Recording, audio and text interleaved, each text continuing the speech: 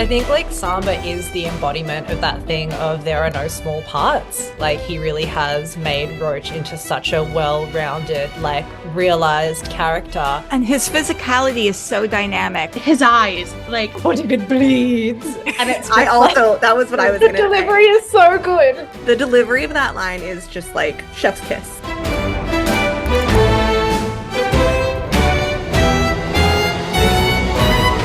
Woohoo! This is episode 2 of the Our Flag Means Fanfiction podcast. The joy we are experiencing right now is brought to you by the good people at Astroglide Personal Lubricant. Let's give Astroglide a hand. They really made the week. I'd just like to point out that you said, let's give Astroglide a hand. Just in case listeners aren't sure what we're talking about, and feel free, you guys, to give additional context. Moosh on Twitter tagged Astroglide in a number of tweets related to Our Flag Means Death. They were all increasingly hilarious. And then finally, Astroglide tweeted, feeling like I need to go watch Our Flag Means Death. That account began interacting with the fandom. Then Squishables and Odyssey Toys joined in. Astroglide then held Our Flag watch party. They live tweeted the show. There were so many memes. They were so hilarious. And there were plenty of fics tagged. And Astroglide was what then made the cast and David Jenkins start interacting with us again. On Instagram, they started sharing screenshots. It was a stroke of genius, which just shows it was a pretty slick choice. We all felt, I think, the mood shift from this feeling of where originally last week it was David Jenkins could only like blink twice if there is a chance for season 3 to be picked up by a streamer. And now going into this week, he tagged some actual streamers. There's like this whole fan momentum, and we really, the night changed. I'm also really happy with how well episode 1 went. People are actually listening to the show, which is hugely surprising. I really thought I was just making this for my own entertainment. And Con O'Neill, the iconic Con O'Neill, shared the podcast, with which helped it get out to our audience and fans. And he might now officially have the title of the greatest human of all time. Thank you, Con. And thank you, everyone who's been listening to the pod, sharing the pod, liking the pod, making posts about the pod. I think this might be the beginning of something really great. And I am prone to going into the Delulu land, and I'm like thinking like, oh, wouldn't it be really cool if like this podcast just kept going and got some clout, and maybe I could interview members of the cast. I don't know. I'm just saying. Let's introduce our co-host. I'm joined this week on the podcast by my OG publishing friend, Rosie, YA author of Tarnished Are the Stars, Fire Becomes Her, The Meaning of Pride, and Life is Strange, Steph's story. Rosie was also my first person to flail with me about Our Flag, and the first person to share Our Flag fanfiction with me. Rosie, do you remember what drove you to start watching the show for the first time? I'm going to be honest. I think it was the sequence in episode 8. I'd seen a clip of the chain, that whole sequence. Yeah. And it was some of the most impressive like musicality within like I had seen on like television. It was like the motions that they were making. It felt like a dance, and I come from a dance background, and I remember watching that and just being so floored by the coordination and just the musicality of the moment. And then at the very end with the little foot touch, I'm wearing a sweatshirt with a foot touch on. It means something to me. I had this moment of, oh, the gay pirate show everyone's talking about is like gay. Like, this isn't a supernatural situation. This is like, we're actually doing this. And I immediately like just contacted every single person that I know in my life and was like, who has an HBO Max subscription? So that I can get in on this, and immediately started watching it. So it was before the finale, but it was right up there near the end. That's amazing. So you fell in love for the cinematic quality of it, It's which never is been that's never been something I've cared a whole lot about. Like, yeah. if a show is pretty and like well made, that definitely makes it better. But I've always been about like characters and writing and making sure that, you know, like I'm actually enjoying what's being put on the screen. But I do think that having a really dramatic or impactful musical moment can really make or break a show. Like I can think of like other shows where a moment where I can hear the music as a really powerful moment is happening. And I think this is an example of like one of the most effective ways of using music in a show. And I was immediately like, okay, well, clearly has something cool to say. I'm excited about it. Just binge watched the entire thing in a day, then watched it again like the same day, and experienced the like rewriting of my DNA, and like I felt like my brain chemistry was changed. It was really magical, and I think a lot of us had that experience. Also on the pod is Tony. Tony, I think, is responsible for single-handedly ending the strike because Tony was with me on the picket line at Warner Brothers on the very last day of the strike, and Tony gave me a pendant that is my favorite pendant of all time. It says "Woke and Gay." A few hours later, it was announced that the strike was over. So I think that pendant was absolutely magical.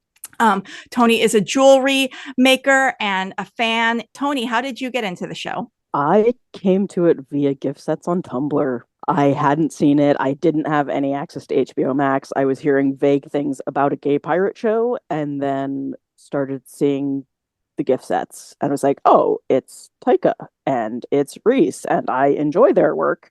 Maybe I should give this a try. We binged it in one day, and I think we went back and rewatched it the next day, and we both were just so hooked on that first season, and it was just so good. Also joining us, this is very, very special that this happened to all come together. We have Randy, who's Bong Bing Bong on AO3, who is definitely the most prolific Roach writer of all time. You are also, Randy, incredibly prolific just as a fic writer. You have not just Our Flag, you have 103 Our Flag fics, but you also have Star Trek, Evil Dead, Reanimator, Jaws, Magnum PI. You have one collection that's 260,000 words. How do you do it?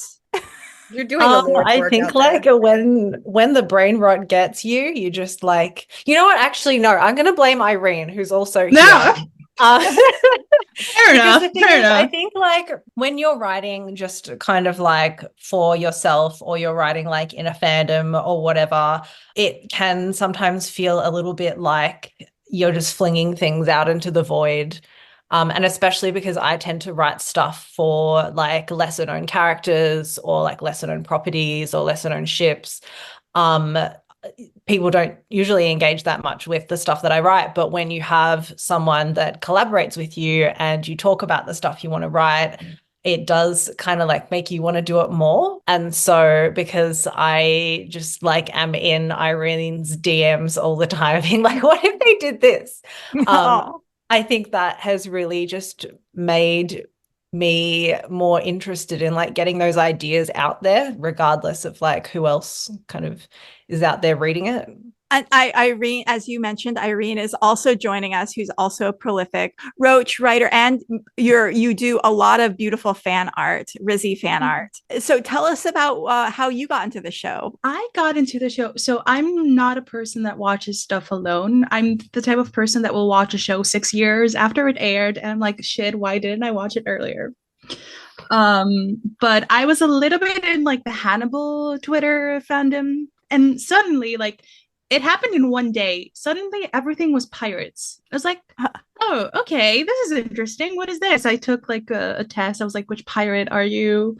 It was intriguing. I was like, okay. And so it just so happened that I had timed it that I was traveling with a friend. And so we were like, oh, what are we going to watch while we're traveling? And we ended up just watching the show. And how did you need to know, which pirate are you? Yeah, which pirate? I was Edward the first time, which was very interesting. I I got haven't Olu one watched the day. show. Good. Oh, That's a yeah. good one. Yeah, on last week's episode, Carly, you were talking about the characters' star signs, Yeah. and you mentioned that Olu might be a Capricorn. And when you did, I was like shouting in my kitchen, like "Hell yeah!" because I'm also a Capricorn, and I was like, "That's right." Yeah, Rosie is like the most organized. I'm so impressed by Rosie's ability to just like do life normally like a person. That's shocking. Look, I will say my ability to do life took a real nosedive when this show came out, and all I wanted to do was read fan fiction. And then all I did was read fan fiction for like several weeks. So I'm going on a That was good awesome. 6 months of just like all I read is fan fiction the yeah, last we all 6 go months or through it. so. It's a Yeah. process. Irene, how did you and Randy meet? So I read Randy's work before we met. Somebody had And I posted it on saw Twitter. They were Irene's like, art. yeah. And then we met in a Discord server. We met in the Rizzy server, I think. Oh, And there is a Rizzy server. See, I'm learning so many Yeah. things now. This is amazing. And also joining us is our other co-host, Lacey. And Lacey was here last week. Lacey is a brilliant journalist and is currently eating at the moment. But Lacey, I am really impressed because I pulled up on Twitter Michelle Hurd's interview where Michelle Hurd is saying everything that's going on right now. You recorded that interview back in November, but like everything that's going on right now with streamers dropping really, really good shows after only 2 seasons. Like you were covering that story back in November. It's an 8-minute long interview with her where we talk about the strike, obviously, and then streaming. She was talking about the phenomena of streamers canceling successful great shows after 2 or 3 seasons, and the reason they do that is they kind of just use new content as a shiny object. Let me actually run the clip because I have the clip right here. These people they told us in the room that audiences only want 10 episodes. They told us that. We only want 10 episodes. And then they also said that they cancel things after 2 and 3 seasons because that's when the eyes on the streaming platforms end up sort of leaving. Like, you could cancel your subscription to something because your favorite show ended, so you're like, I'm out. And so they said, because of that, we cancel things now and we bring up a new thing so that every time there's a new thing, we generate more subscribers. So they're thinking that unless there's a new shiny object, people won't stay watching a show on a certain platform. That's not true. If it's a successful show, if it's a show that we all love, I mean, how many of these series have you watched that are really good? You get to the 3rd season, it's still really good, and then it's over. And they literally are doing that because they're looking, they're getting ready to drop some new shiny object to make sure that you don't leave the platform. If we as a body, people who watch television, can let the platforms know that you want longer seasons, you want more episodes, let them know, because they're telling us that you guys don't want that. I was just thinking, back in the day in West Wing world land, we used to have 22 episodes of the West Wing. And how many seasons of the West Wing did we have? Like 8? 7 seasons, 22 episodes. Could you imagine if we had 7 seasons and 22 episodes of Our Flag Means Death? I'd be very happy. Be so happy. I would never leave that streaming platform. I would just keep it on forever. Well, I mean, like Irene and I have been watching episodes of Star Trek lately just for something else to have a look at. And we've kind of been struck by the, 20-something episode season and also 45-minute episode runtime, because you've got like, in terms of setup, you've got a similar size crew. And it means that you've got episodes kind of like focused on, say, like one character, or you've got a B plot that actually explores because Our Flag Means Death has such incredible background characters that like, especially in season 2, just like didn't get like any kind of arc. Any stuff that they did in season 1 was kind of just ignored or like, cast to the side. And, wonderful characters, wonderful backstories, wonderful representation that suddenly just like didn't have enough time because they couldn't fit it into the episodes that they had. And it was such a shame. And watching Star Trek and seeing all of these minor characters get really beautiful arcs or really beautiful standalone episodes kind of made us almost like mourn for what we could have had, like in terms of exploring exactly. that cast a bit further. I really feel that. I really think, like, how much would we have benefited from getting, like, for example, in season 2, obviously we're dealing with a truncated budget and we have fewer episodes. But I'm just thinking about like episode 6 where we get to see Izzy really shine and sing. And like there's a really wonderful Wee John moment there. Like, how great would it have been to have an episode like that really let every single one of the crew shine individually? Like, it would be amazing to have a Roach centered episode. Well, we're manifesting. We are going to get picked up by the best streamer who is going to be like, yeah, we're going to give you 10 episodes and we're going to do 7 more seasons of this. And honestly, it's sad though that we're even like begging for 10 episodes when really, like, why can't we have 22 episodes like we used to have? Carly, I was going to challenge you to identify who the best streamer is. And then you kept talking and I was like, clearly the best streamer is whoever does that. Yeah, whoever does. And the thing is, that streamer, you will have the most fervent, loyal demographic of people. We will, if you save our flag, we will never leave you. Which brings us to the Our Flag weekly roundup of all the news that has happened this week. Oh, I forgot to introduce myself. By the way, I'm Carly Heath. I'm a writer in Los Angeles. And this is the Our Flag Means Fanfiction podcast. This show is all about positivity, creativity, unseriousness, and ideas being generated. My intention is that after you listen to the show, your brain will be exploding with hundreds of new creative ideas, and you'll dive into your writing or art or whatever you're doing with a whole lot of fervor and excitement. And if you aren't a writer, this podcast will hopefully rekindle your love for the greatest series of all time.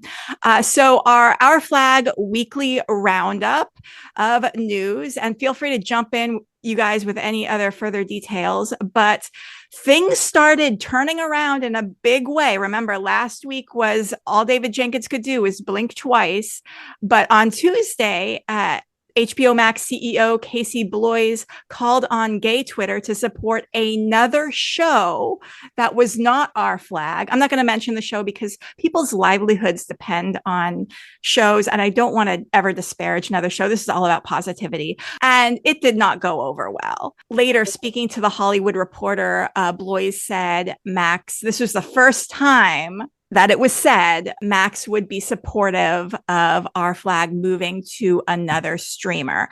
That was a huge moment because that's where things really started to turn around. And then on the 17th, the GLAAD nominees were announced, and it was very interesting. What was Max's response? Silence, because Our Flag was among the GLAAD nominees. And on the 18th, the following day, David returned to Instagram. He posted a Restarby thirst trap, which I believe a number of earthquakes happened that day because as soon as people saw it, they plummeted to their knees. I'll just say this. Restarby's thirst trap selfies, he knows how to wield his power. And what was interesting, along with that post, which would get everyone's attention, was the song I'm a Man by Joe Bryeth. Is that how you pronounce it? But the crew did some digging. There was this whole backstory on Wikipedia with this artist continuing even when the funding had been pulled. Things really started moving forward then. On the 19th, the day after, we did the billboard, the plane flyover, the billboard truck. And David took to Twitter to tell us that he was proud of us and he was feeling the love. And the mood definitely lifted because yesterday, that was January 20th, David posted a selfie in front of the billboard that specifically tagged Netflix, Apple, and Amazon, mentioning the possibility of season 3 and beyond. Now there's memes, tweets, and everyone is tagging those specific streamers. The 24th, 25th, and 26th of January are days astrologically that I'm looking at as we might get even more news about the possibility of a future for the show. Let's switch to Roach. So an interesting thing about Roach is that he doesn't have much of a backstory. So I'll start with Randy. What do you think what's your like headcanon of Roach's backstory, like where he comes from? So, like, he doesn't have a backstory, like, verbally, but there's actually a lot that goes into, like, his character design that kind of hints at what his background is. So, for example, he's got the tattoos, which are, like, traditional Amazigh tattoos from kind of, like, Northwest Africa. So that kind of, like, pinpoints around where he's from. And Samba said that he's from Northwest Africa, like, not specifically from a country, because Samba's from Mauritania, but that didn't exist in the 1700s. So, like, you can't really say Roach is from Mauritania. It wasn't a country. And so you kind of like know kind of where he came from. Samba has also said some stuff in interviews as well about Roach having like left home as a young boy and gotten on a ship and learnt how to cook from like ship hopping to ships from different countries, which is why he knows how to make like tapas and, you know, various other things. He's a great baker. And has also said that like in the past he hasn't had a great time on a lot of those ships either, which is why the Roach sort of like symbolism is of his like continued survival. So he's a survivor. He can survive anything, and he's got the wrist tattoo of the fly as well, to kind of like signify his survival out of spite, which I really like about his character. He's also got a sash that he wears, which he said is from his mother.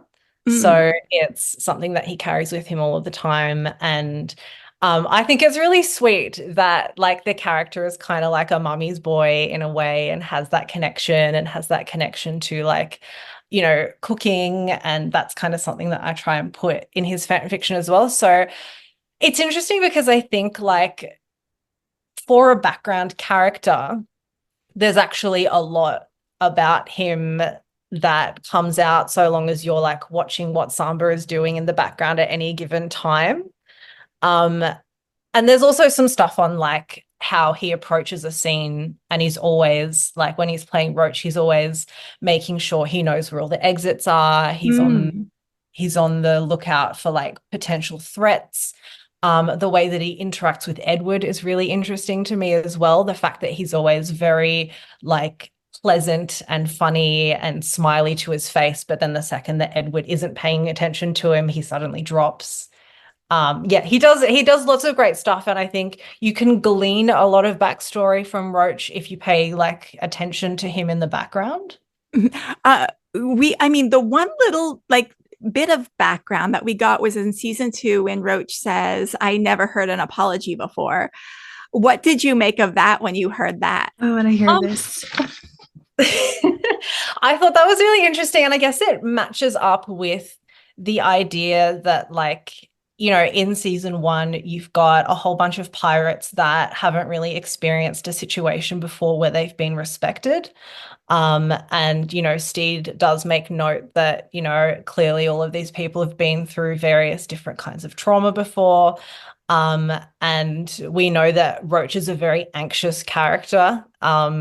He sure loves like screaming, crying, wailing, those sorts of things, which I think like Samba does such a great job with like the comedy for as well. Like I just love how skittish he is.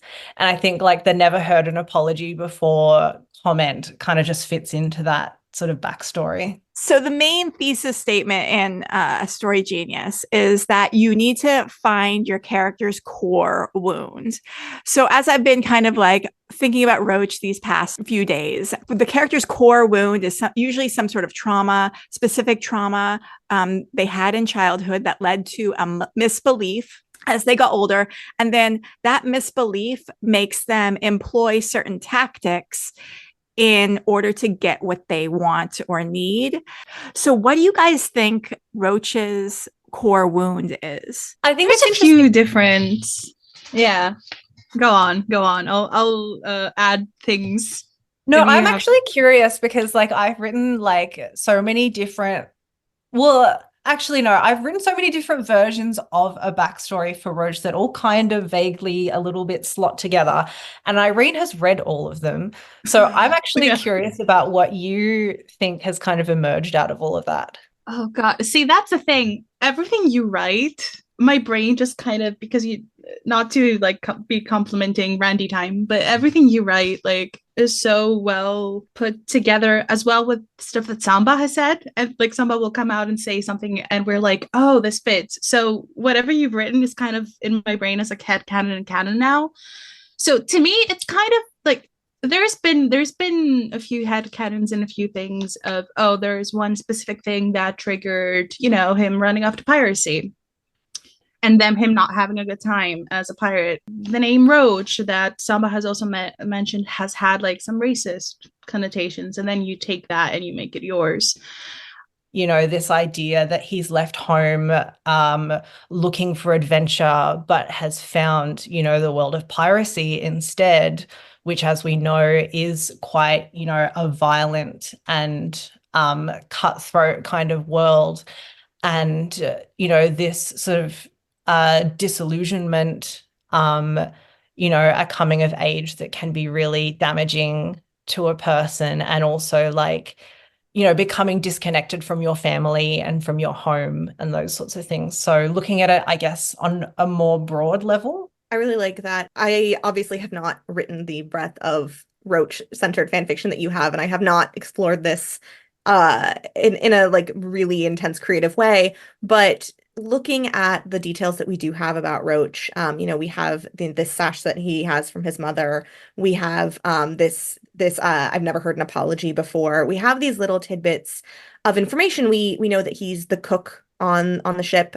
He bakes a lot of cakes. We know that he is, in many senses, also the medic on the ship, which is a whole other can of worms of, is he washing his knives? I don't know. Do they have germ theory yet? I don't know. Well, they specifically play like the sound of flies buzzing in it's concerning. The bit where he tries to chop Lucius's finger off. But it all comes together for me in a really interesting, like almost like Roach is the mom friend. Roach is feeding everyone. Roach is taking care of their wounds. Roach is taking care of their emotions on some level. You mentioned, Randy, the idea of, Roach has one way of acting in front of Blackbeard and one way of acting behind Blackbeard's back. And I think that is really, really indicative of somebody who is good at managing other people's emotional states and has had to do that from a young age. And I think this all comes together to tell us to tell a story of some kind of trauma involving caretaking and a wound that relates to not having someone in his life who was providing those things to him and having to provide it to the adults around him.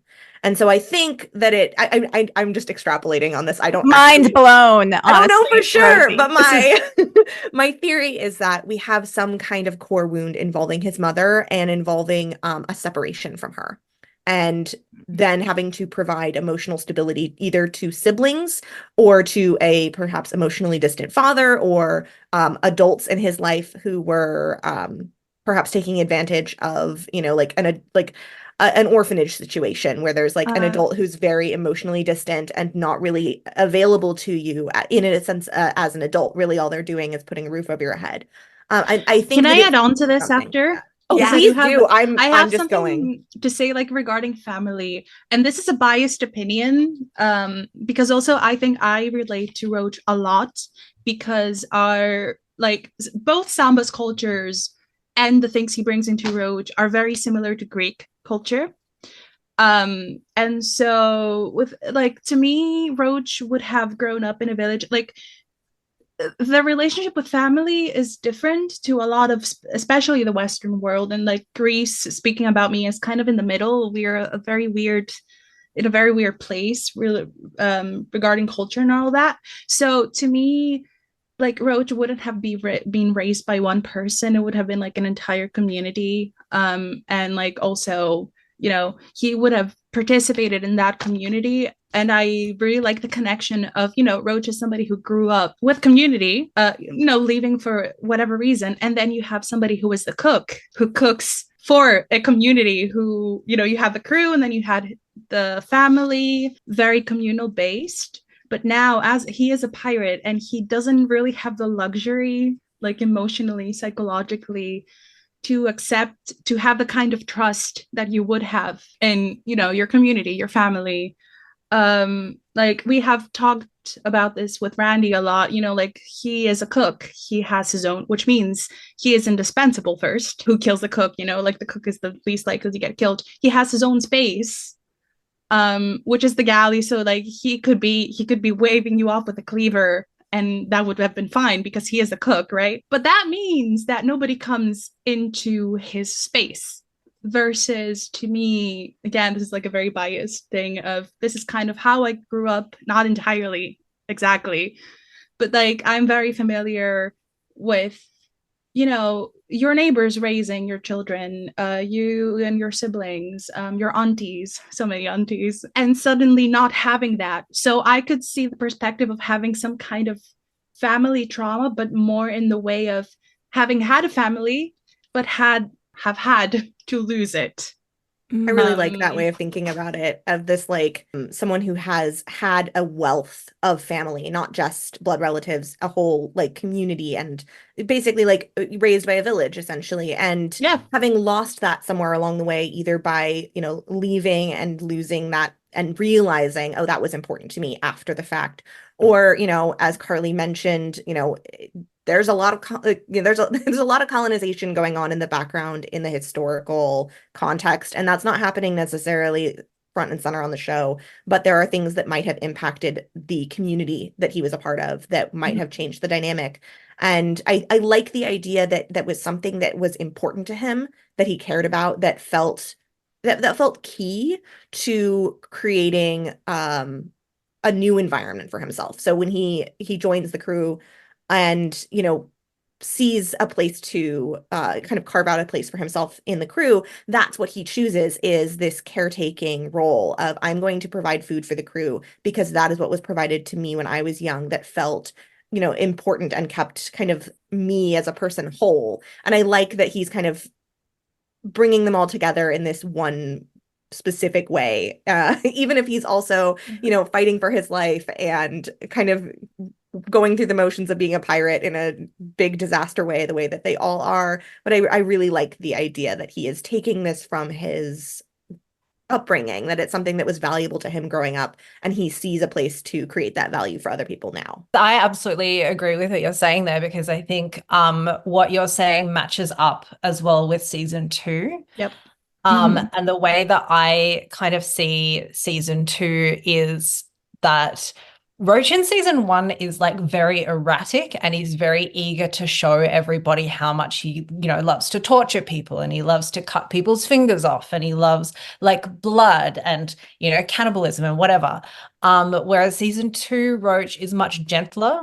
And we kind of almost see that right from when they arrive on like Jungi Soul's like ship, when they kind of like get on there, and he goes like straight to the kitchen, and he's sort of just like sitting around with his tea, and he's kind of like, it's almost like the most relaxed that we've seen him is on this ship, where there suddenly again is this community that's been created.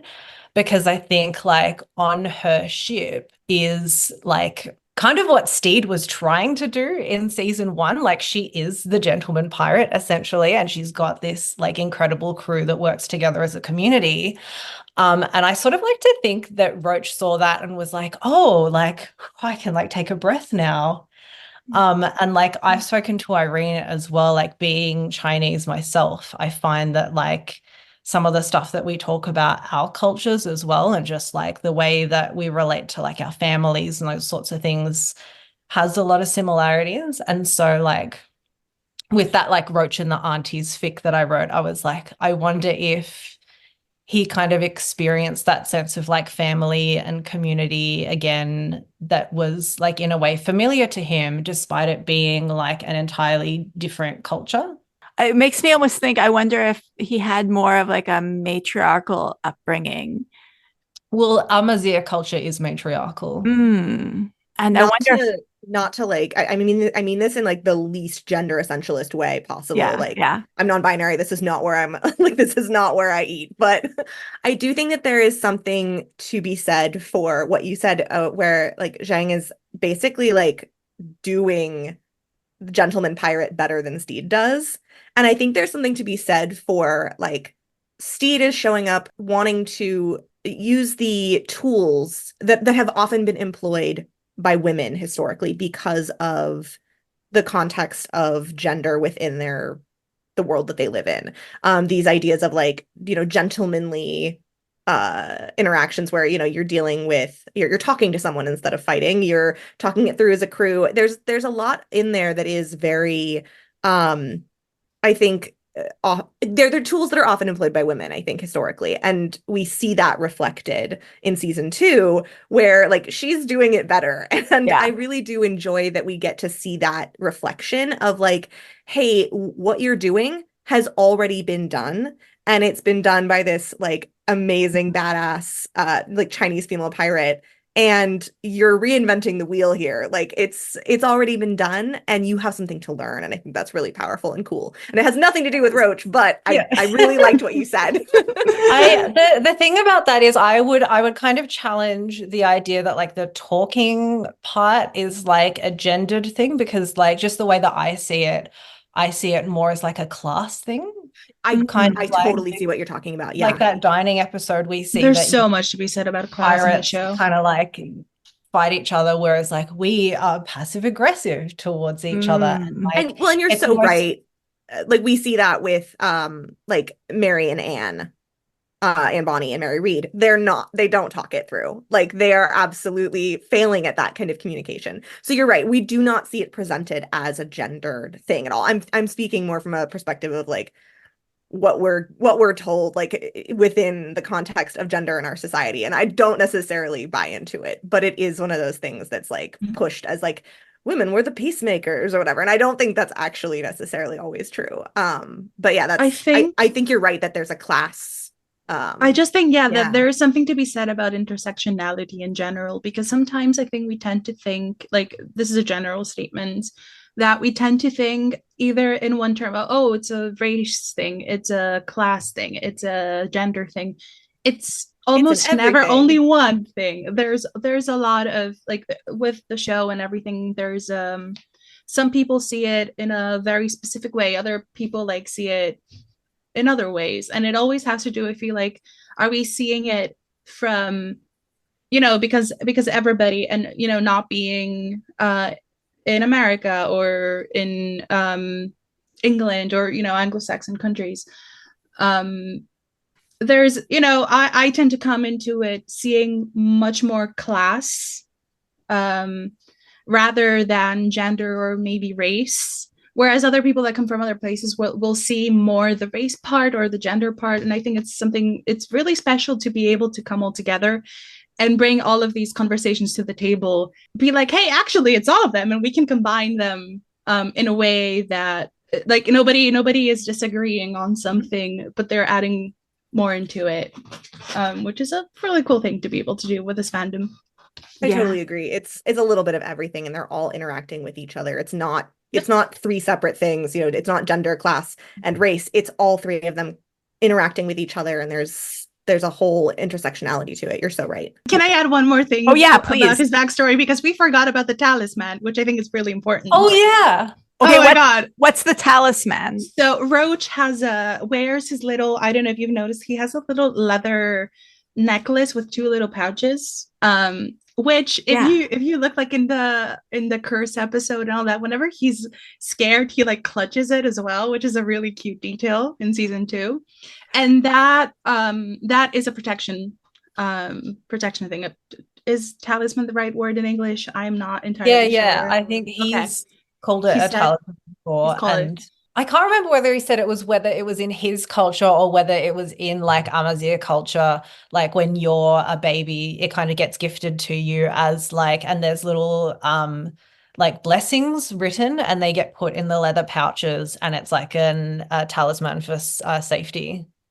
Oh, wow. I think it really ties beautifully. Like Roach is somebody who, to me, has run away. Like he's a pirate, regardless, he's away from his home, but he carries so much of his home, like in his tattoos, his protection, his kite, his talisman, all of his mother's sash, all of those things.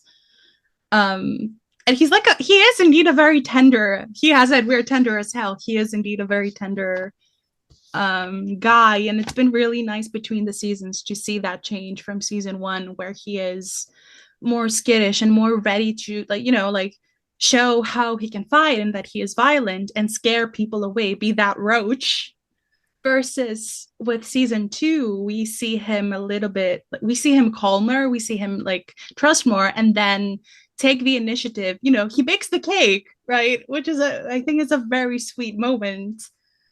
Even though it traumatizes everyone. I think they should have talked it through. Yeah. It comes from a nice place in his heart. Yeah. I think one of the things was also just seeing like how creative he is. Like in season 1, you have, like you said, there's all the, I'm tough, I'm fighting. And when they're doing the craft project with the flag, he's not like super into it. But then in season 2, you do get to see like he's creating, he's doing new things, he's experimenting, he's baking cakes, he's creating peanut butter and, causing allergic reactions. But, he's doing new things that he probably wouldn't have done before. Exploring self-care. Yeah. And we had like a joke at one point, because how he does do a little bit of creativity in season 1, because he makes that like bat with all of the nails in it, and we were kind of like, what if Roach invented 5-minute crafts? Yep. I love that, which is a great segue into our segment on I want everyone to try and think of 5 things you would love to see Roach do in either a fic or in an upcoming episode. Oh, I have 2 of them already. Okay, go for it. One of them is take a fucking break. Be able to sleep a little bit, because he's doing everything. He is cooking. He is, what is the word with the oars and the dinghy? He is rowing. He's constantly like, if you watch him in the background in season 1, he's like probably the only person who's actually doing some work. So I would like to see him rest.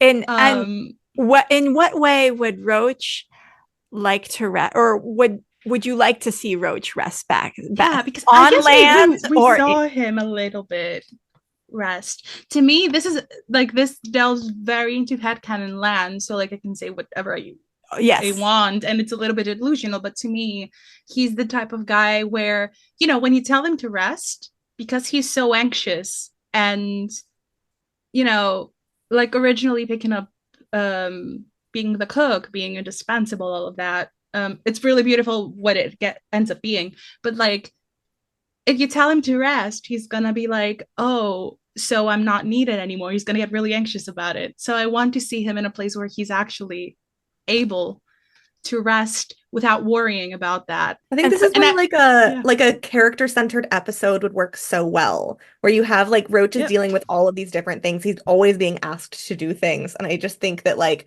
if we got an episode that was centered around that, and then he gets a little break, like that's so nice. What a nice way to care for someone is to like they need to wash the dishes for him. I think that's what the crew needs to do. Yeah, there we go. I think it was like there was that scene at like the post-credit scene where he's with Fang. I just think like Roach should have a full spa day, and I think somebody should just like take care of that for him. Something I've always kind of headcanoned is we're not headcanoned, but like been in my mind is Steed, and Blackbeard for that matter, has a lot of money. Why doesn't he take them out shopping? Why doesn't he take them to a nice hotel one day and just let them have a day in a hotel wearing nice clothes that they get to buy? I would love to see everyone like in a tailor shop getting fitted for, and they get to pick out the fabric. They get to pick out what would Roach wear if he got to wear whatever he wanted? Something not tight. Something. This is Randy's fault. And this happens to me all the time because I draw so much Roach, right? I want to put him in really pretty, tight clothing, tight dresses, what's the word? Turtlenecks. But very early on, also because of some fanfic that I think we're gonna recommend later. Yeah. I kind of now have this like headcanon to me, which is canon at this point, that he cannot be in like constricting clothing, tight clothing. My immediate thought was, well, clearly Roach is going to wear a Snuggie during his day off. There we go. Like, I'm imagining like, he's just like in one of those like just blankets with arms, or or he's wearing like the most lush bathrobe you've ever seen in your life, and he's got like a little face mask going on with cucumbers on the eyes. And oh, I would love to see him. Okay, this needs to happen. I want to see him in overalls so fucking bad. Just there we go. That's what I want. But what about like really pretty overalls, like embroidered, that are made of silk and that have like little embroideries on it and little flowers, little sparkles a little bit. I would love to get like it doesn't have to be like a whole scene or anything like that, but I would love to get like a hint or a canonization of the idea of like Roach's top surgery like services. I think that would be amazing to just kind of be like, yep, this happens. Vico has expressed like wanting to, kind of share their gender a little bit more in the work that they do. And I think that would be a really cool way to be like, yes, this is true. Even if it doesn't necessarily make sense in terms of surgical and medical procedures of the time. You know which one I want to see? There was a fan art very early on that was like, it was Roach with his top surgery scars. And he was like, I did that myself. If we're going that kind of route, that's what I want to see. I've seen that. I think it's a fan art, right? Yeah, I've seen that and I loved it. I was like, yes, this is so good. And I just think that would be a really cool moment for like Roach and Jim to get to share, or like, anyone who's feeling a little bit gender vibey on the crew to like kind of get that. Even just like Roach showing up at port, walking down, and then someone says, happy customer. And, they give a little high five or something. That would be really cute. That would be so cute. Just a random thought I wrote down before this podcast, like literally 5 minutes before the podcast, was steak knife versus cake knife. Is this anything? And then I was thinking a steak knife and Roach story. And Roach goes by cake knife. And do they fight? Maybe. Do they start like fighting and they're like, we're gonna fight each other for some reason, and then they become friends? What do they do together? I actually think you just said that and it sparked for me how beautiful, and this kind of goes off of like what Irene was saying about Roach needs a break, but this idea of like, I really like gift giving as a trope. I think it's like really beautiful when characters kind of get together and figure out something really meaningful for a character who's going through it.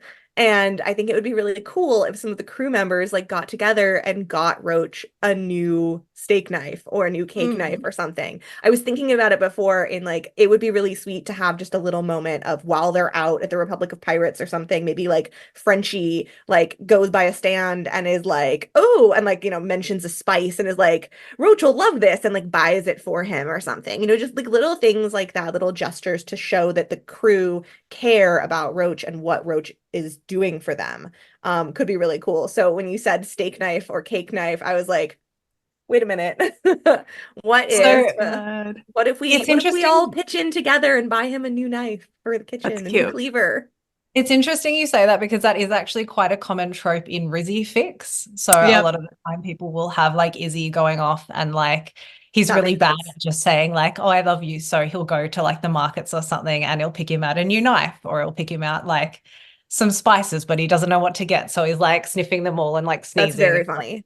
I like that a lot. Oh, one more thing I would like to see is multilingual Roach, because we do know, first of all, Samba speaks a lot of languages and it would make sense. And speaking of, not to make it Rizzy, but like there is this like, one of my favorite things that they do is when they take them, like when people take them to the market and you have like, is he tagging along and Roach is shopping and he's talking in all these different languages with all these like, different vendors.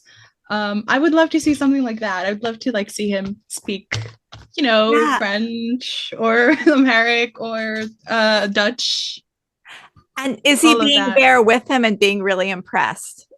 But yeah, they're talking about Izzy, but Izzy can't understand most of it. I love it. That's great. Yeah, Izzy doesn't know whether to be impressed or whether to be self-conscious. Both. I love in a fic when Roach has a restaurant or a cafe. It would be fun to see him with taking over the soup kiosk or having an establishment in the Republic of Pirates or the New Republic, if that was a thing. I just like when he feeds people. Oh, what if he was like the restaurateur at the hotel that he's the breakfast at the bed and breakfast. Yeah, he's the chef. Oh, what do you think Roach would prepare at the bed and breakfast? Something spicy, too spicy. And all the like white people who are like showing up to the bed and breakfast can't handle it. Yeah. Well, he can't do anything. He has a cleaver. Yeah. There's another thing as well that I find really funny because like Zheng is from like Guangdong, so that's like from the south of China where they don't really eat spicy food.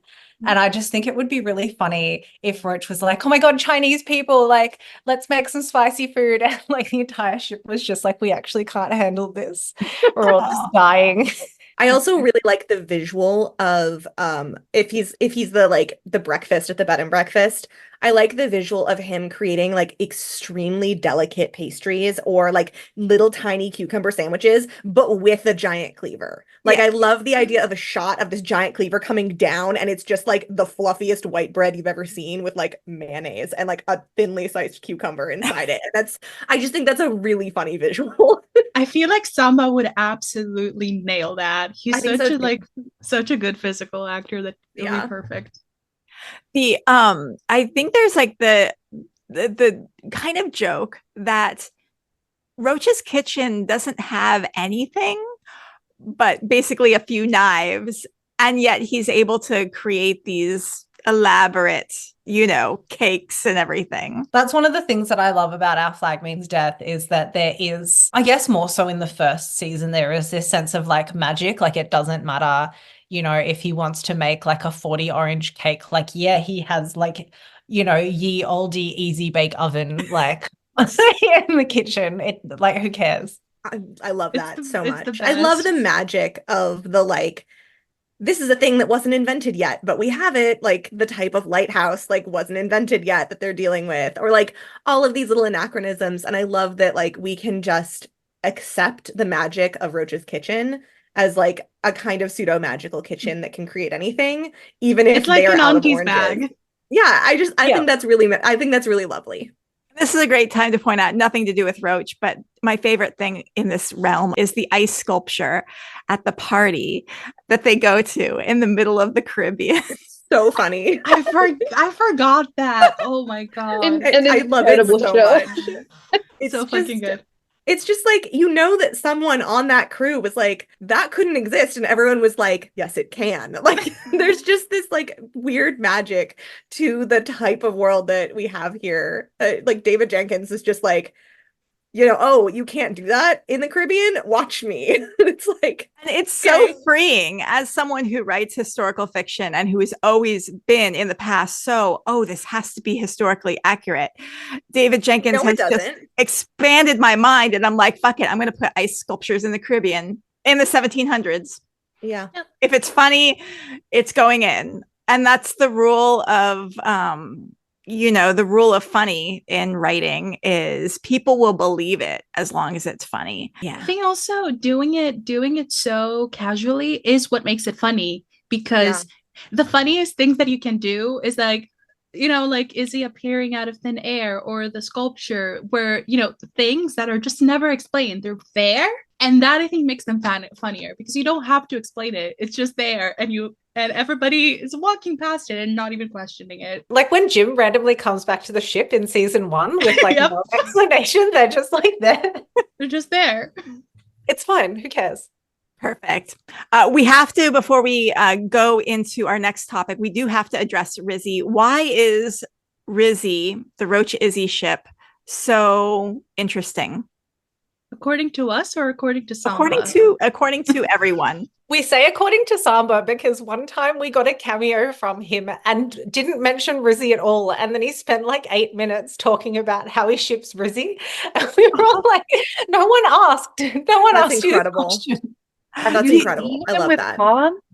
I've seen that shit in person. It's the energy. Yeah. Okay. Lacey- You're the one who took the video, right? Yeah, Lacey took the nipple video. Because there is a Rizzy. He made a Rizzy reference in there. It was on purpose. When he said, what did he say? Something about the little man. Something about little man. He didn't say little guy. He said little man, and little man is a specific, is a Rizzy specific. And he knows. And it was on purpose. And what is the Rizzy specific? What is that reference? What is that? Roach just calls him little man, like to us in general. Yeah, like I think pretty much every Rizzy fic that you'll read will have like Roach calling Izzy little man at some point. Do you think Samba reads fics? He doesn't. No. He's like specifically said that he doesn't. But then how does he know about the little man? Because I told him, actually. Okay. Well, there you go. It was me. It was my fault. I was going to say, I do think that there is, and I'm about to just like, every author on the internet's about to like come over and slap me in the face, like on, like they're going to come to my house and do this. But there is this like line that creators have to put out there, which is I don't read fan fiction. And like, clearly I read fan fiction. I definitely don't read fan fiction of my work because it doesn't exist yet. But, you know, it's like there is that line where you have to say that you don't read fan fiction because if you take something from a fan fiction and put it in your work, even by accident, or if you put something in your work that is in a fan fiction and someone gets mad about that, they can sue you. Like we have seen this happen. There have been lawsuits. So I do think there is a line where like you do have to say that on some level, but there's also the possibility that you've been sent something from it, or you've been told by a fan, or you've seen fan art that has the thing in it. So things like that are so pervasive, like in the fandom, have a way of sneaking out. Yeah. And meanwhile, you have Michael Sheen being like, ha, ha, ha, I read all of it.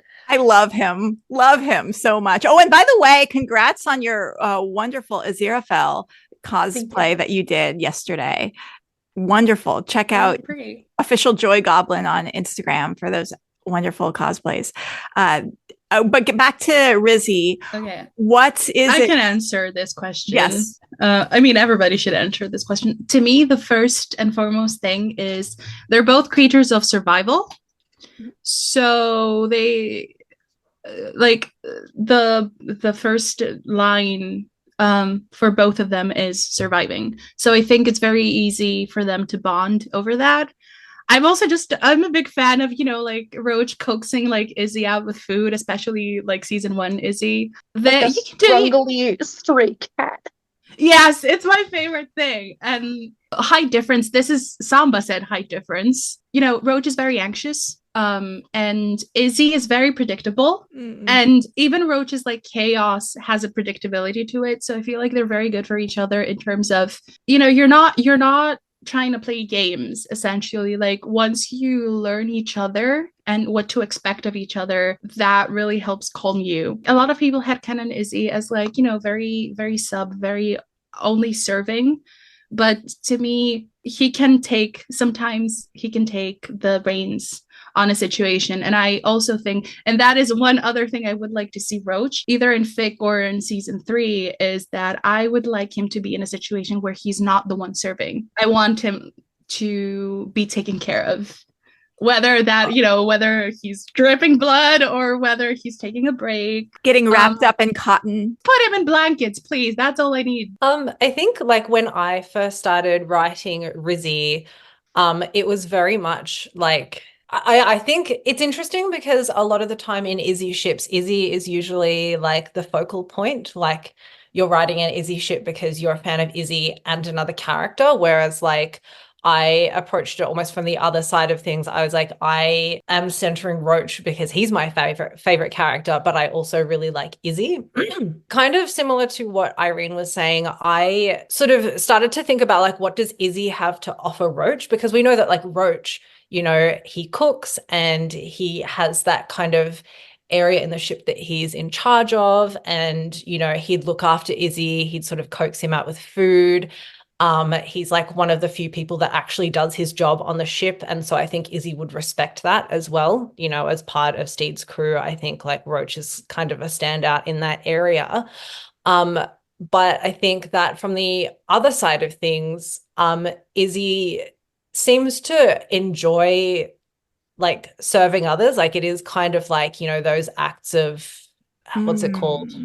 Yeah, acts of service is his acts of language. service is kind of like his love language. And so when it comes to, say, like Edward and that entire history that's kind of come behind that dynamic and the toxicity that it sort of becomes and all of that sort of stuff, doesn't erase the fact that Izzy still is very happy to be of service and feels like valued, you know, doing things for the people that he loves. And I think, interestingly, Roach is kind of similar to Edward in that they both have cultivated this sort of facade that is a lot more violent and scary than they actually are as a person in order to survive. And I think like the place of trauma that they come from as well is like, it's not the same, but I think there are similarities to it as well. And they both have that, you know, piece of cloth from their mother. And that's one of my fic recommendations for later.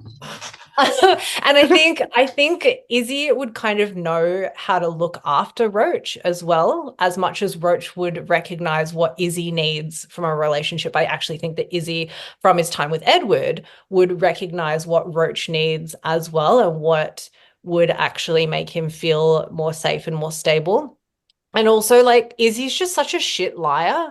And he like talks all the time. Like he's so transparent. I think that would also be very reassuring to Roach, who doesn't need to kind of guess, you know, what he's thinking. And he doesn't need to sort of imagine that he's going to hide anything from him, because as much as Izzy would try, he's shit at it. Like he's so terrible at like hiding the way that he feels it explodes out of him at some point. So I think the two of them have a lot to offer each other. And I think the two of them kind of come from really similar places of making their choices primarily in order to survive. But I think that because they'd recognize that in each other, they'd help each other to heal from that as well. I also think that if you're going to put a character like Izzy and a character like Roach together, you have to approach Roach in a different way that he's written in the show necessarily, because Izzy is a more realized character in the show. And so you have to give that same like realization and like, I guess you have to take his character more seriously if you're going to write fan fiction about him than he's portrayed in the show, just so that you can write him as a main character as opposed to a side character. Like that's just going to be a different approach in the first place. So what moment either have you seen in fic, or would you like to see either in fic on the show between Roach and Izzy that would just like heal your soul? Can I make a list for you? Yeah. I don't know. There's a lot. I mentioned the market. So, Little Man. I need Little Man canonically. I know Samba has said it a bunch of times at this point, but I want it in the show. There's actually a thing that has been in quite a few fics that I think it would just be a really nice kind of acknowledgement of a relationship without necessarily needing to show it on screen.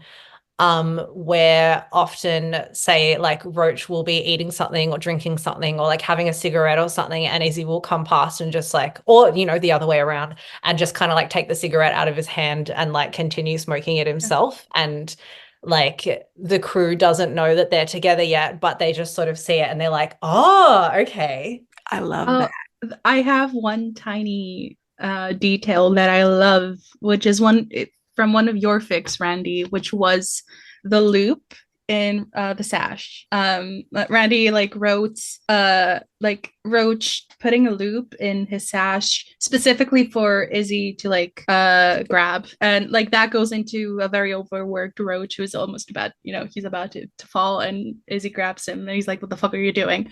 So I think like I'm a big fan of like visual storytelling. So as much as I would love to see like actual scenes and everything, I would really, really appreciate like tiny little details like that. I think another common trope is like Roach setting food aside for Izzy, who doesn't like to eat with the crew. So there's just like the little Izzy portion that he comes and like gets later on his own. And does Roach then increasingly add a little bit more flourish to the Izzy plate? At first it starts with just like, the bread and the gruel, and then it's like the bread and the gruel and a little I'm just imagining Roach getting like really into garnishes, but like only for Izzy, For and Izzy. that's very funny. I And think both of them that need to be Steed would bento appreciate a husbands. garnish. Yeah. Like Steed would be into that, but then he's doing He's it not for getting Izzy, one. who does not like Izzy doesn't care if there's a garnish. And then then the next time it's a placemat, and then there's like a little candle next to it, and then there's like little He's like got a doily out for with Izzy. dessert. Then you've got like a little rose in a vase. Like, and it just keeps on romantic. Each day getting increasingly elaborate. Oh, you're giving me ideas now. You're giving me art ideas. I love this. And until Izzy has to say something, and then what does Izzy say? Or maybe Izzy just doesn't say anything. Another like typical trope is them doing things for each other. Like there are some fics where Roach will, take care of Izzy's diet. Like he might want more salt, like he might have a sensitive tummy. And in return, like Izzy will gift him for his knives, what do you call it? Is it a whetstone? Or spices from his home, stuff like that. And then they keep on upping each other. Yep. It gets increasingly elaborate and ridiculous. What is your favorite thing about Samba's acting? Like he just throws his whole Sambussy into it. Every scene he's in, just fully committed. He's a human Muppet. I think his attention to detail is really interesting. Like, we've been picking apart all these little things and kind of just like what he brings to the role that is like subtextual, that really shines through anyway. And I think that's really cool. And I think it's something that a lot of the actors on this show have in common, of this like ability to really embody the character in a way that it may not make it into the script. It may not be something that anyone told them to do, but they are still kind of providing that extra textual layer of information about the character. And this is like really gonna get into like writing nerdy shit, but like it's very show don't tell of them. They're like, it's not in the script. It's not being told to them as something that like, this is definitely what it is about your character, because it's not in the script and we don't see it, but they're still coming through and like showing it to us anyway. And I think that Samba does a really good job of that. I think like Samba is the embodiment of that thing of there are no small parts. Like he really has made Roach into such a well-rounded, like realized character from someone that gets maybe like 1 or 2 lines per episode. And his physicality is so dynamic. One of my favorite scenes, and maybe we should talk about our favorite Roach scene, is when Lucius has Steed's journal. Frenchie is going to do espionage to get the journal off, and Roach is going to cause a distraction. So Roach walks up to the British officer.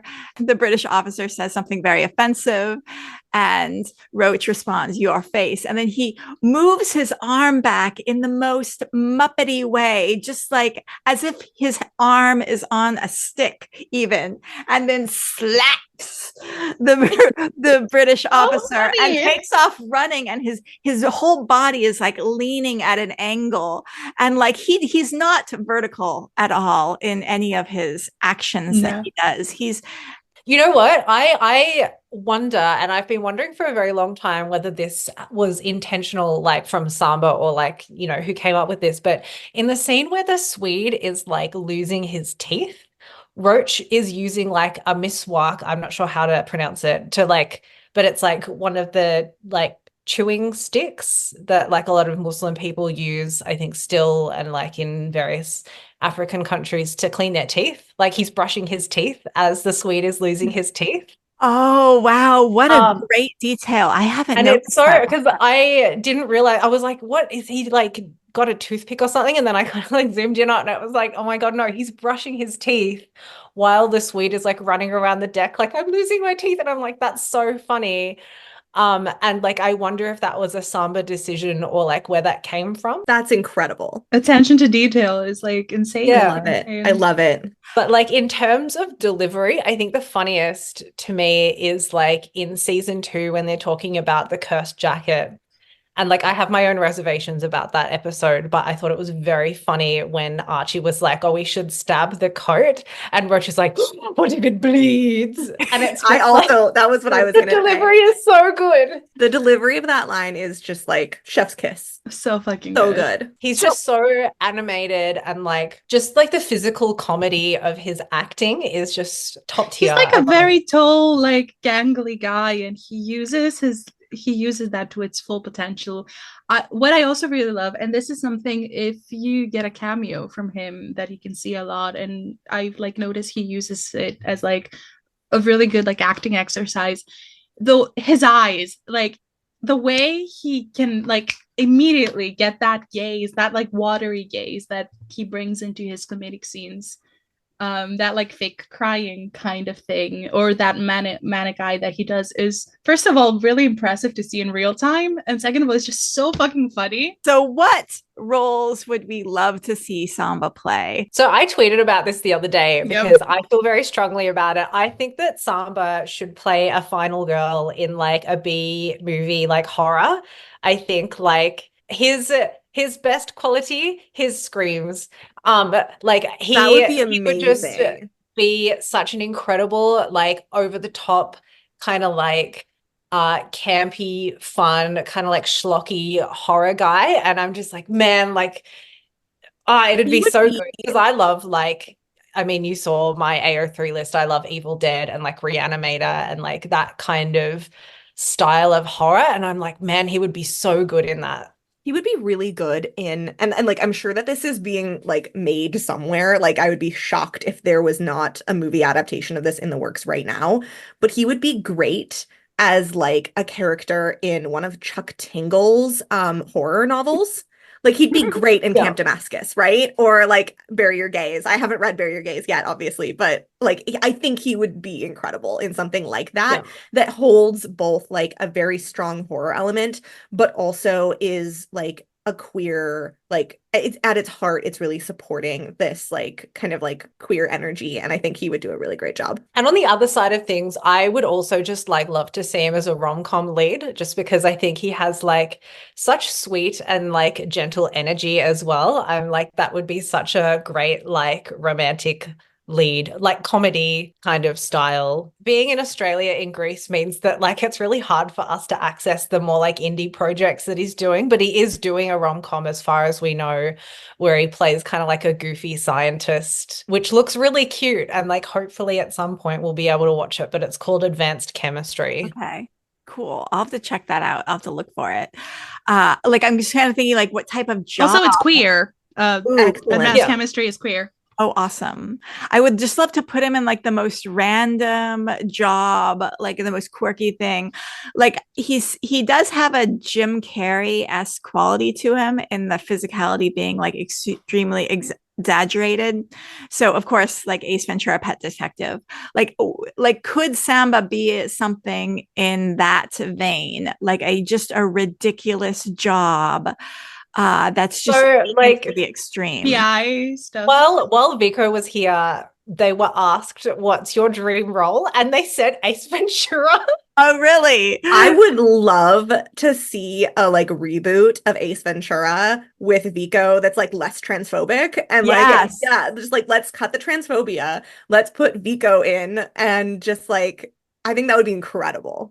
That would be so incredible. Good. That would be so good, and it would like erase and heal the bad karma from the original. I think give us a little something. Yeah. I think that would be really cool. You've already said everything. I want him to be a spy these days. I'm very into spies. So either it can be both. Like I like parody stuff as well. So it could be either serious and use that physicality of his like in a more serious way, or fully just comedic. Like a detective or a spy. A very incompetent spy. Like I really like a very fun. a very confident, like he believes in his ability as a spy, but he's very not a good spy. And being that he's 6 feet tall and like he stands out with his crazy hair, like everyone tracks him. So it's like, how are you possibly going to be a spy if you are? I want this, but he wins. For some reason, I think it would be the funniest thing if he is actually as good as he thinks, in the sense that he is so obviously walking and nobody pays attention to him. Nobody sees him. His first language is French, right? So he could totally be in a remake of the Pink Panther. Oh my God. Inspector Clouseau. That would be amazing. Yes. That would be amazing. Oh my gosh. I would love to see him as like a spy or like a detective of some kind. I was also just saying the other day that I really miss the like absurdist comedies of the 80s that like we know they got made because everyone was like on drugs, but like, you know, like Clue. Like that movie is so wild, and I think that could be like a really cool. He'd be great in a remake of that. Ooh, so many ideas, but we have to get to fics.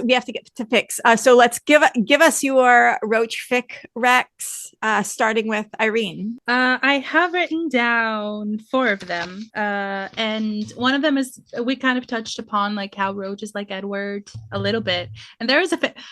This is kind of awkward though, because I am going to be recommending some Randy fics. Like to his face. That's good, because Randy is the most prolific Roach fic writer. There's a lot. There's a directory that you can check out. You can guys talk about it later. Yeah. So my first one is From One Son to Another. It is 1.7K. It's a short one, and it is Edward and Roach, and it dives into like Roach's sash and Edward's silk from their mothers. It's a really lovely scene between them. The other one is, it's called It's Not the Long Walk Home That Will Change Your Heart by Give Me Bare Trees. This is 4K, and I love it. I love that one. It's so good. It is one of my favorites. I go back to it all the time. It is a migraine Roach fic, and I get migraines a lot, so I love that one. And that's where kind of like Izzy comes in. It's not a Rizzy, it's not a shippy fic, but like Izzy comes in, and the crew is really lovely in it, and they kind of like try to take care of him. Some of them think he's a vampire, so there's that element of comedy as well. The other one is Cake by Randy as well, Bong Bing Bong. It is a short one. It's 635 words, and it is a little like study of the 2 cakes that we've seen or heard of Roach bake, which I think is a really nice character dive in a few words into, you know, how he is in season 1 and season 2. And the last one I have is All I Have to Offer Is My Flesh, Blood, and Bone by glass_o_lemonade. That is also 1.2K, and it is a fic where Roach just collapses from exhaustion. It deals with all that like overworking thing, and is also a really lovely one. Those are my non-Rizzy Roach centric ones, because if you ask me Rizzy, I have way too many to tell you. Give me at least one Rizzy one. Oh my god! Oh, okay. Can I give an ongoing one? Yeah. Okay, so I'm going to recommend, what is it called though? Is it Heart Like a Kite? Is the reincarnation AU? I downloaded that one. Okay, you're gonna love it. It's incredible. So okay, tell me about it. That is a season 2. It's not a fix it exactly. It is by Randy as well. And I draw for it as well. And it is in a reincarnation AU of what happens after Izzy's death in like 1718, and then you have 3 more centuries of them meeting. You have 1818, where Izzy is a toy maker, and Roach is a woodsman. He like carries the wood. 1918, you have Izzy, who is a soldier after the war, who has lost his leg, and Roach is a prostheticist. That's 1918. And then 2018, they actually meet in the shack that we see at the end of season 2. And Izzy is a fisherman, and Roach works down at the docks. So it is a heartbreaking and also very cozy one. So we have a lot of AUs. We have so many AUs. One thing I really love, I'm an AU person. I just love them. But one thing I really love about AUs is that, through them you can explore the characters and what they would do in other situations or what they are like. And so then you're able to go back to canon and apply all those things. And it like makes, seeing them, meeting them again for the first time or applying new things that you've learned, it makes it really cool, both to like brainstorm and also just as a reader, go back and read. So that one, like Heart Like a Kite, is a bit of that. It's AU and canon and some really lovely stuff. Those are my recs. I'll rec just like a couple of things that were like, because I didn't write the first Roach fic, not by any stretch of the imagination, because I didn't even watch the show until I think like a month after it had aired. But there is an author called Spoblin who wrote a series of 2 fics called Two Ungentle Men, which was like a couple of Rizzy fics that were exploring the relationship between Roach and Izzy and compares Izzy to like a grizzled old tomcat, which I love. I think they were really the first person to sort of feel their way around what a relationship between the two of them might have looked like. And it is an incredibly thoughtful fic from both sides, which I really love. I sometimes struggle when like the fic is about Izzy and then Roach is kind of just there, whereas like this gives Roach a lot of attention to detail and those sorts of things. So Two Ungentle Men, beautiful series. The other one is actually like Roach is not a main character in it, but it's called Communicating Want by Dictionary Rights. And it's probably one of the more well-known Frenchie and Izzy fics, and it's also Izzy Lucius. But Roach is a character in it, and I think that was the first one that treated Roach as a really like in-depth, well-rounded character. I think it was when people originally were starting to realize that he was an Amazigh character, and they'd kind of gone into like researching what that meant. And I think they'd spoken to a few of the other fans from that background, and Roach is just like this beautifully like well-researched, well-rounded, detailed character in it, and that was kind of what inspired me to want to write more fic about him as well. So yeah, it's a lovely story, but I think like if you're looking for a really, really well-written Roach, that's probably one of my favorite like Roaches. And I think if I was going to rec one of mine, I would actually still rec like my first. It's called Sea of Berries. Oh, I just read that this afternoon. Oh, amazing. So yeah, it's about them getting lost in the Bermuda Triangle, and it's kind of like a horror-esque kind of fic. And it really goes into the beginnings of like the Roach backstory that I use for like most of my fics of him.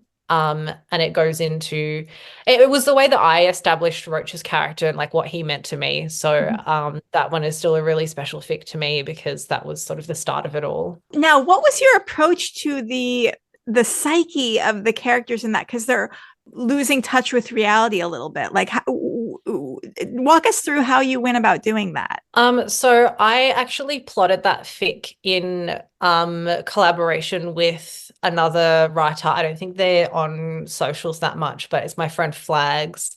And the two of us sat down and we watched The Lighthouse together. So that other kind of horror-esque kind of film. We made a playlist and we looked at poetry.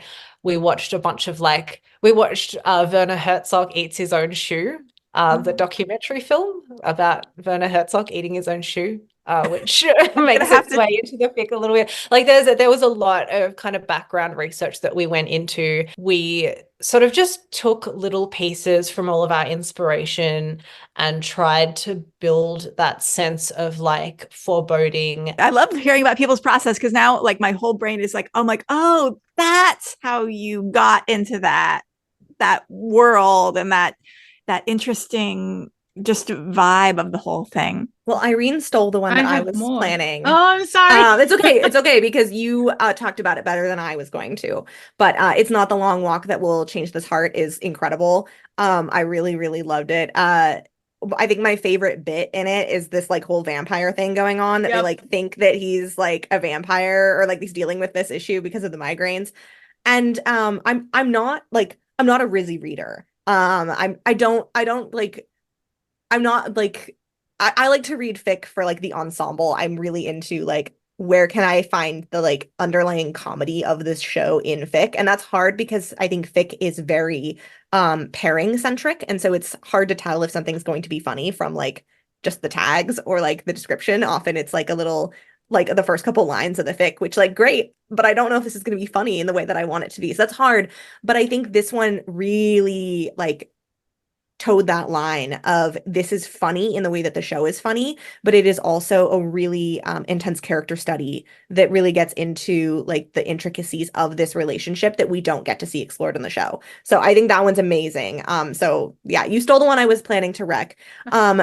These aren't necessarily recs, but like there is a moment from a fic that has lived with me since the moment I read it, and this was like way back at the beginning. So this fic is like already wildly popular. Like if you search by kudos, it's on the first page. Like everybody already knows about this fic, but it's Cleave the Pin, and there's this moment in it where Roach is really, really concerned about getting back to the ship because he's worried about the health of his sourdough starter. And that has lived with me as canon in my mind since the moment that I read it in the fic. And to the point where I went back and rewatched the show and was really surprised to discover that that wasn't in it. So I do think that that's just like peak comedy moment. It's such a like small moment, but it felt so true to the character to me that I was just like, anything else in this fic doesn't matter. This is the most important part. If you're into like more comedic approaches to fic, I think you would actually like Rizzy because a lot of I think so too. Yeah, like a lot of the writers spend a lot of time trying to, because Roach is inherently such a funny character. Exactly. A lot of that makes its way into the shipping as well, and we have a lot of like Roach teasing Izzy, Tom and Jerry, like that's them. silly kind of like miscommunications, and a lot of like just ridiculous like slapstick shenanigans. Like a lot of even like a lot of the smut is very slapstick as well. Like it's quite funny. I love to hear that. I'm such a weird like I feel like I'm such a weird fanfic reader because I really do love fic. I really love it. I mean, I've spent so much of my time reading it. I write it. Like it's so great. But I am always looking for that like comedic undertone to cut through the tension. And I do have a recommendation, but it's I want more to hear them of a moment. I don't remember the name of this fic. This is another Randy fic, and it is, Randy, it's the one where you have such a good garlic soup. Not garlic, yeah, garlic soup. It was all of them. And you were writing such a good Archie in general. It was the one where Roach is exhausted. Both of them are exhausted. And is it the one where they go to the bathhouse? Yes. I don't remember what it's called, but there's a scene in that bathhouse that you will love, Rosie. I'm gonna find it and I'm gonna you'll find it. And yeah, because garlic soup get kicked out of the bathhouse for like fucking in the bathtubs. Incredible. Yeah, I really enjoy like it's actually especially with like smutty fics. I think that like having comedy interlaced into that is so fun. And it's always like I don't know what I'm gonna get when I open a fic. So it's like hard to tell and it's hard to find it on purpose. And so but I do really like that about Roach's character is that I find that often even the more serious stuff is interplayed with an inherent comedy to like just the physicality of how he's experiencing the world. And I really enjoy that. So I think you're right that I would probably really like Rizzy. This technically is a Rizzy recommendation, but it's not so much on the Rizzy. So there's this writer who I think is really funny. I think you might enjoy a lot of their work. Their name is Yulena on AO3. And they have this fic called, they're mostly an Izzy writer, Frenchy Izzy writer, but they have this fic. It's technically Rizzy, but not so much. And it's called Cancelled. And it is one of the funniest fics I've read. And so the premise is that Izzy and Edward have split up, like they've divorced, ? Izzy's not sure exactly. But Edward has moved in with Steed. However, their Amazon account is still linked to Izzy. So when they make a purchase, he sees it. And you have like the funniest Izzy who's like not good with tech. So he's like fumbling with his phone and he's trying to get everybody to help him. Jim and Frenchie are like trying to help him figure that out. Lucius is there. It's a pre-season 2 fic. And so he starts learning how to like cancel some orders when they pass through and let others. And it is one of the funniest fics I've read ever. It's so good. Amazing. It's so good. I Amazing. fully recommend that one. And it is technically Rizzy, but not like there's not a lot of focus on it, but it doesn't end Rizzy. So technically it is in Amazing. in theme. I love it. That sounds amazing. You've just reminded me as well, just on like Izzy and technology, because I think like that is very funny fodder for like modern AU in general. But I have like a DDR AU. So basically like Izzy is like a really intense like DDR player at the local arcade, and he has like his like That's DDR. the most real thing I've ever heard. I don't tend to like modern AU, so I tend to filter it out, but that I'm reading that like immediately. That's so funny. That's like He's that's like so accurate. into it, like So sweatband, like Yes. workout clothes, like That's- at the thing. That's canon. But he like arrives one day and there's like a guy on his machine and he gets really angry about it. And so, course you know he how does. like on the leaderboard there's like you get 6 like letters and you Mhm. get like 5 names on the leaderboard.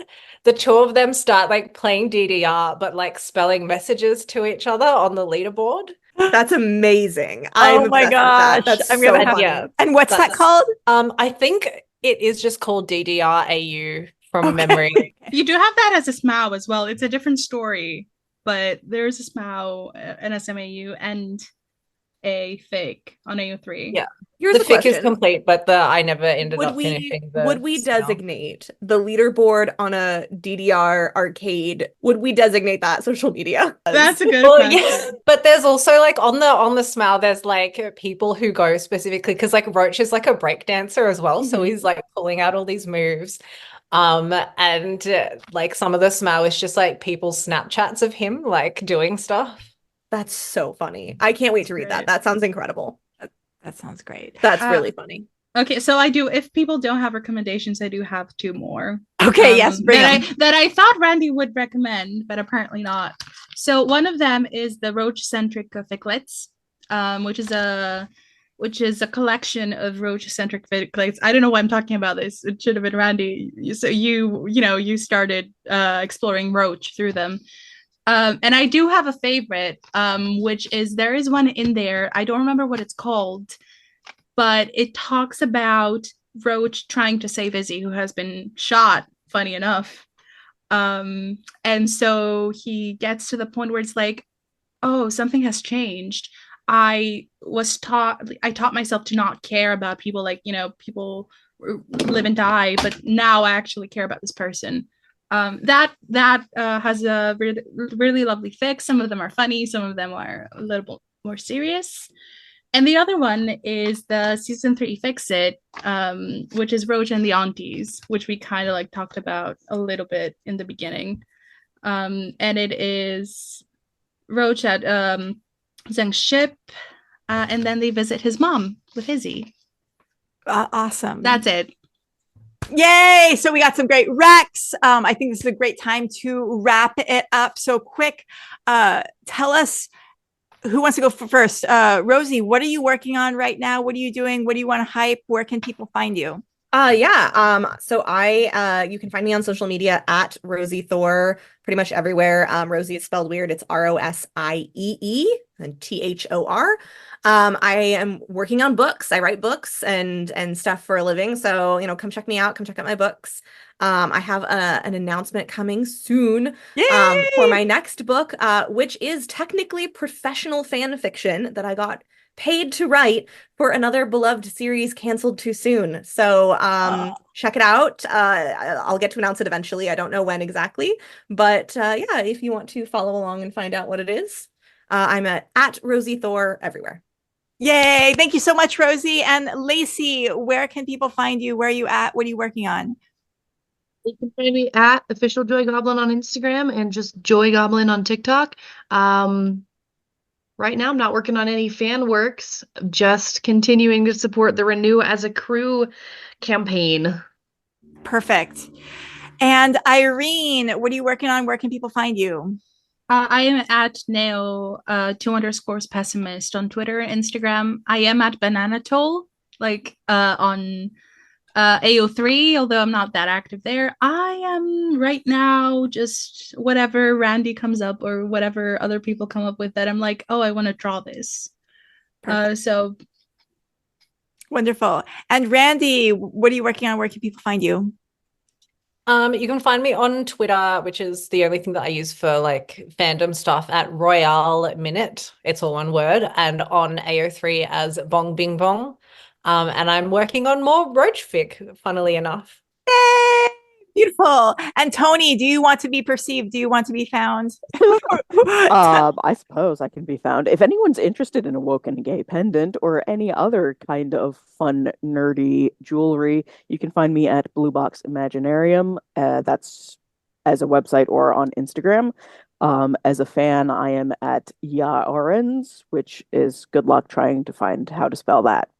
But YAAURENS. Oh, I want you to work for it. No, yeah.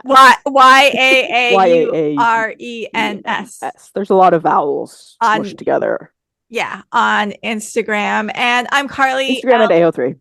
Yep, cool. I'm Carly L. Heath on Twitter and Instagram. I think I might be Carly Lynn Heath on Instagram, actually. And Yavid Jenkins on AO3, and I'm writing a whole lot of stuff. So my book is The Reckless Kind, available at bookstores everywhere.